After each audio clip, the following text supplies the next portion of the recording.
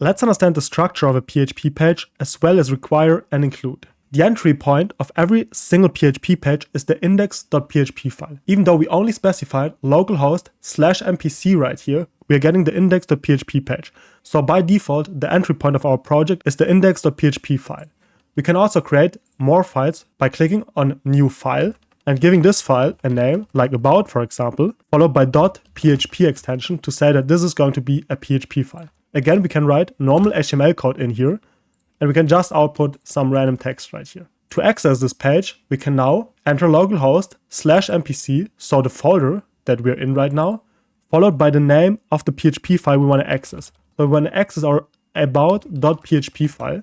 And as you can see, we are now getting the code that we have in our about.php file. So again, if we're just going to use this path right here, we are always loading the index.php. And if we specify a specific PHP file, we are loading that file. Something that is special about PHP is that we can create reusable components. So for example, we could create a header.php that we want to use in every single file. And we can, for example, say that we want to have a div right here. And inside of this div, we want to have an anchor tag that, for example, points to our home page.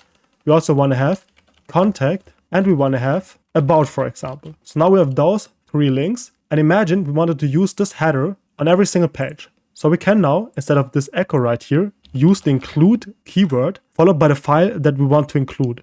Which kind of file do we want to include? We want to include our header.php file. Let's end the statement by using a semicolon and let's just reload the page right here. And as you can see, we're having this header right here that we included inside of this PHP tag. We can also use the same include statement on our about PHP page. So let's create a PHP tag, opening and closing tag, and we're going to include our header as well right here. Instead of the header file, let's also define routes for this header file. So this is going to point to our index.php file, and about is probably pointing to our about.php file. Now let's click on about, and you can see that we are getting redirected to about.php. Let's click on home. We're getting redirected to our index.php. So navigation seems to work. Now let's also have some different code on both of those pages so we can see a difference. So this is about, and this is home. Let's click on about. You can see we are on the about page now. Clicking home, we're on the home page right now. So by using include, we can include an external file and use it multiple times. So we can reuse the code from one single file. And this is super efficient because you only have to write this code here once, and then you can include it on multiple pages just by using one single line of code. Instead of include, we can also use require. What is the difference? I'm going to reload the page. You can see there is no difference if you take a look at the page, but the difference is that include will only throw a warning if something goes wrong loading this file, whereas require will interrupt the code from executing and throw an error if something goes wrong loading this file. So usually you should use require because you will throw an error if something goes wrong, and most of the times this is the proper way of handling unexpected behavior. There's also the option to use require once, and this will only require this file one single time. So it will check, does this file already exist on this page? If this file already exists, it's not going to load this once again.